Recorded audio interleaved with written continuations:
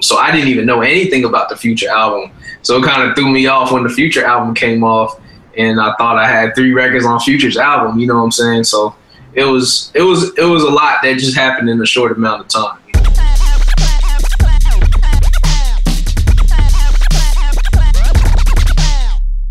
One of the dopest beats to come out probably in the last 10 years was The Devil Is a Lie, which you produced for Rick Ross and Jay-Z way back. That was a collaboration, maybe not a willing collaboration, but a collaboration nevertheless. Right.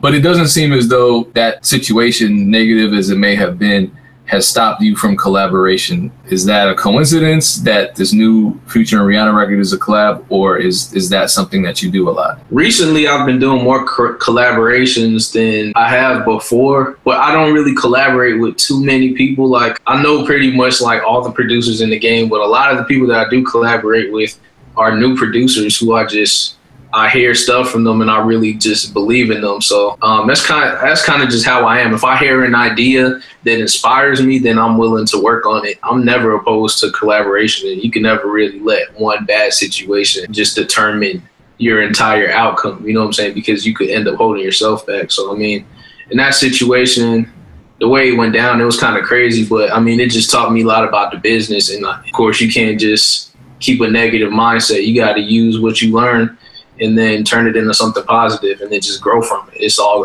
about growth. So how did that record come together? So you collaborated with Mantra, and also Detail is listed on the credits, but was he a writer or a producer as well?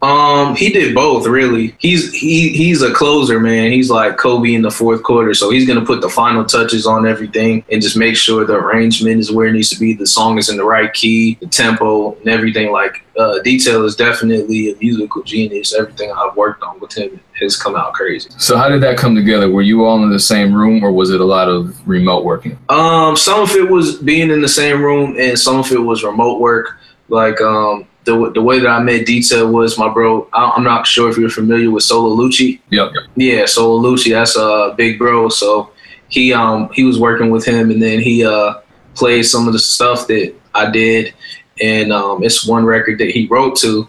And it was crazy. And then Detail heard it, and then he called me, flew me in to LA, and then we just started building a relationship and working from there. That's a crazy story. I've actually personally never dealt with a producer agreement process with a collaboration on a major label release. Yeah. So yeah, obviously everyone has their respective management and lawyers, of course. But did you agree on the publishing splits and advance splits and all that before the beat was sold, or did that happen at the end? Honestly, on this situation, everything kind of happened after, because it was a surprise album too. So kind of like a lot of things weren't even like really disclosed until it was happening, because like, and then you gotta understand, Future dropped the album before that.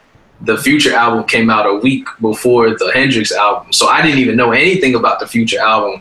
So it kind of threw me off when the Future album came off, and I thought I had 3 records on Future's album. You know what I'm saying? So it was a lot that just happened in a short amount of time. So it was kind of chaotic at the end, or chaotic in a good way? I guess it was chaotic in a good way. Everybody agreed to everything. We did equal shares on everything. You know, we all put in an equal amount of work on the records, and everybody played their role in getting it to where it needed to get to. So